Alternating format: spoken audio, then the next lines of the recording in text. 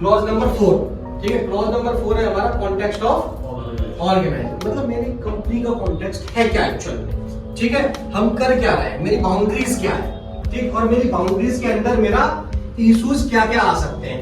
Organisation cell, it means ना वहां जहां पे सेल वर्ड है, राइट, जहां पे सेल वर्ड है that is the mandatory requirement है।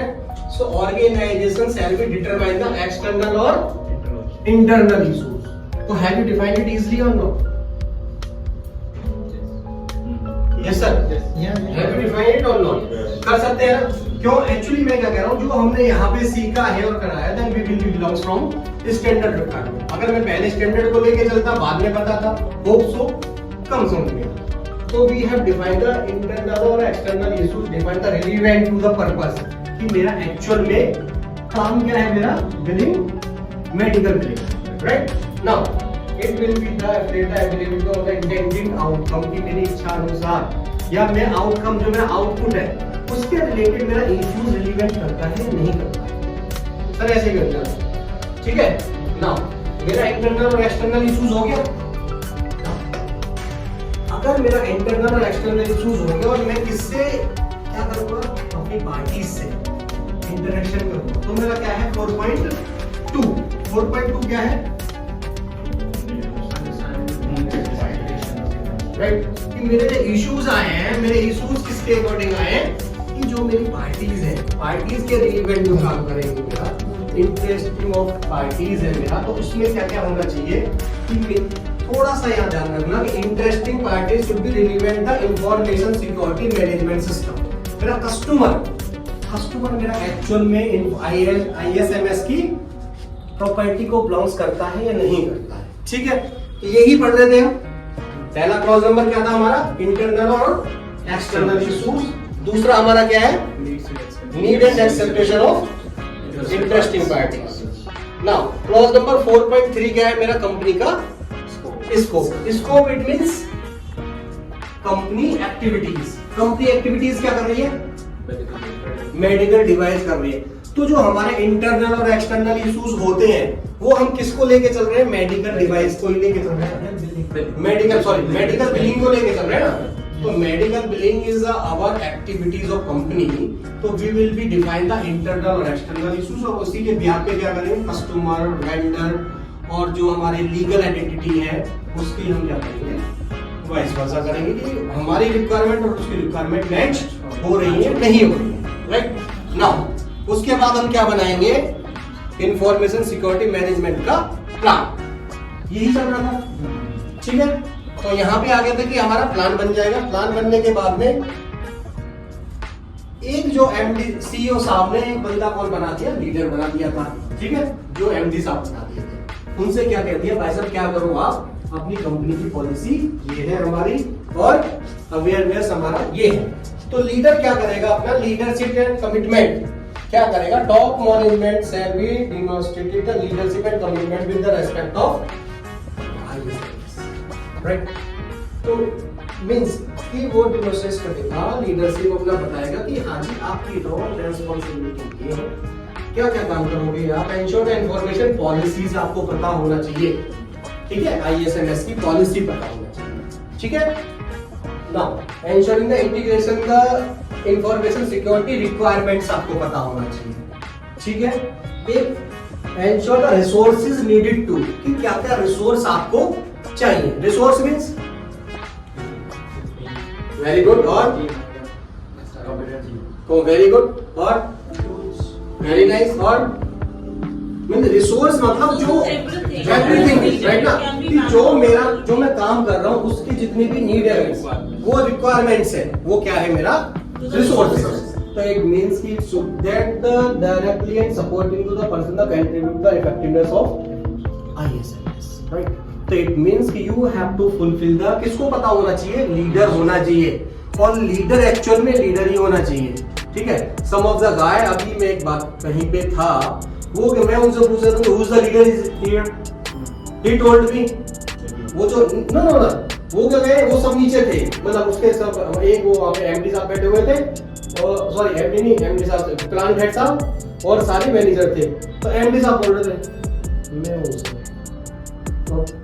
जो वो मैनेजर थे वो पता क्या बोला, अरे एमडी साहब ऊंचा बोलो। ठीक है, राइट ना? No no not a sound बोल सकते थे, बट जो एनर्जेटिक और जो लीडरशिप थी, नो दे डोंट हैव। तो इट मींस कि तो मैंने उनको इवन एमडी साहब थे, एमडी साहब को खड़ा करा, मैंने एमडी साहब सॉरी प्लांट हेड साहब जो थे, मैंने प्लांट हेड साहब प्लीज डोंट माइंड में बोलो कि मैं लीडर हूं। तो प्लांट हेड साहब ने फिर हाँ जी मैं लीडर हूं, बताओ कौन है।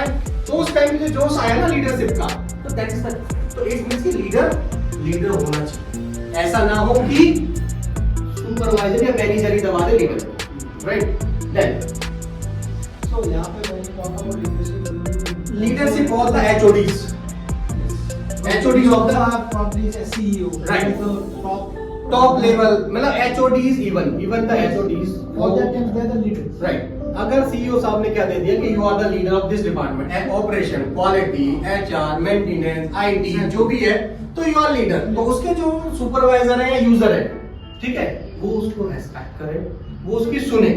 ऐसा नहीं है नहीं करता जाओ उसके लिए, ठीक है, उस टाइप से नहीं होना चाहिए, राइट? तो जब क्या किया, बंदा आ गया, एमडी साहब ने भर्ती कर लिया, उसको क्या बता दिया, अपनी कंपनी की पॉलिसीज बता दी। पॉलिसीज में क्या क्या बताया, appropriate the purpose of organisation, कि मेरी ऑर्गेनाइजेशन करती क्या है, इंक्लूडिंग द इंफॉर्मेशन ऑब्जेक्टिव्स, कि मैं जो काम कर रहा हूं उसका ऑब्जेक्टिव्स मेरा ये है, you have to fulfil that. ठीक है, कि आपका ऑब्जेक्टिव्स क्या है, ज्यादा से ज्यादा बंदे बीमार होने चाहिए। ठीक है जी, ऑब्जेक्टिव्स ये क्लियर है ना, और बिलिंग हमारी प्रॉपर होनी चाहिए। ठीक है, now third one is that commitment and safety availability of the requirement of information system.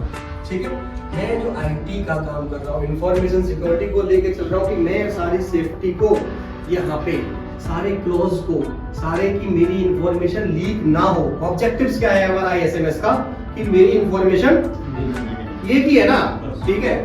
उसके बाद में कस्टमर सेटिस्फेक्शन मेरा होना चाहिए, डॉक्यूमेंट अवेलेबल होने चाहिए, कमिटमेंट मेरा ऑर्गेनाइजेशन के साथ पूरा होना चाहिए, और इंटरेस्टिंग पार्टीज एप्रोप्रिएट।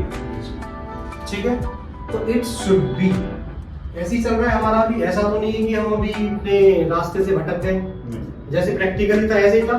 एमडी साहब ने पॉलिसी बता दी, पॉलिसीज के बाद में उन्होंने क्या हायरार्की बना दी, क्या बना दिया, ऑर्गेनाइजेशन रोल, रेस्पॉन्सिबिलिटी एंड, ठीक है ना।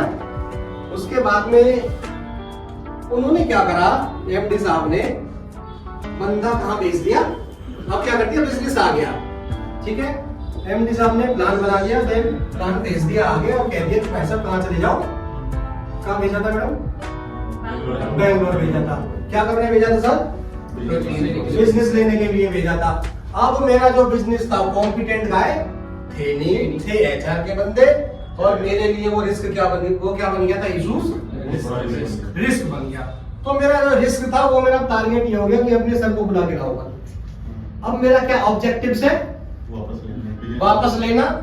ठीक है, तो मैं अगर 6 point action to address risk means कि जो मेरे ऑब्जेक्ट वो थे, इश्यूज थे, उनको मैं रिस्क में एड्रेस करूंगा और उस पे एक्शन प्लान बनाऊंगा, ताकि कल को मैं फोन करके एमडी को ना भेज के डायरेक्ट किसको भेजूं, जो कॉम्पिटेंट है, राइट। नाउ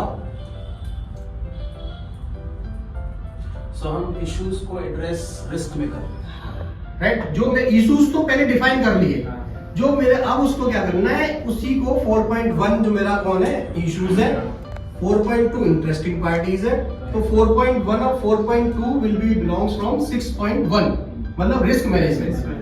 तो वो सारे इश्यूज मेरे रिस्क मैनेजमेंट में आ जाएंगे। अब रिस्क को मैटिगेट कैसे करेंगे, वो वेरी इंपॉर्टेंट पार्ट है। उसको कम कैसे करेंगे, उस पर क्या मैं ऐसा एक्शन लूं कि ताकि मेरे एमडी साहब ना जाके मेरा कॉम्पिटेंट गाइड। ठीक है, एक्शन प्लान में इस टाइप से बनाओ। तो मेरा क्या आया है, जो इंफॉर्मेशन सिक्योरिटी रिस्क मैनेजमेंट है, तो मैं सारे डिफाइन कर दूंगा कि एक्चुअल में मेरा इंफॉर्मेशन क्या था,